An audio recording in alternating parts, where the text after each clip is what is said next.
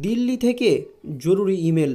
কলকাতার সিজিও কমপ্লেক্সে শেখ শাহজাহানকে তিহার জেলে নিয়ে যাওয়ার প্রস্তুতি শুরু করে দিয়েছে সিবিআই আধিকারিকরা।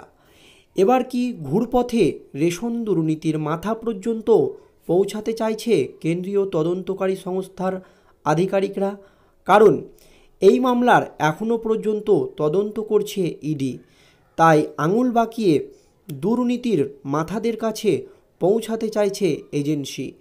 প্রাথমিকভাবে মনে করা হচ্ছে ইডির ওপর হামলার ঘটনায় শেখ শাহজাহানের মাধ্যমেই রেশন দুর্নীতির অন্যতম অভিযুক্ত জ্যোতিপ্রিয় মল্লিক পর্যন্ত পৌঁছাতে চাইছে সিবিআই। আর সেই কারণেই দিল্লির তরফে তদন্তভার স্পেশাল ক্রাইম বেঞ্চ বদলে দেওয়া হয়েছে সিবিআইয়ের দুর্নীতি দমন শাখাকে বলে সূত্রের খবর, যাতে দুর্নীতিবাজরা কোনোভাবেই ছাড় না পায়।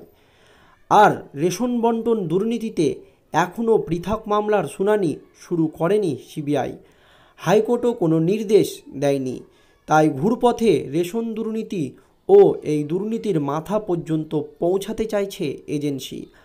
আদালতে ইডি দাবি করেছে রেশন দুর্নীতিতে জ্যোতিপ্রিয় মল্লিকের কাছে টাকা পাচার করতে সাহায্য করেছে এই শেখ শাহজাহান।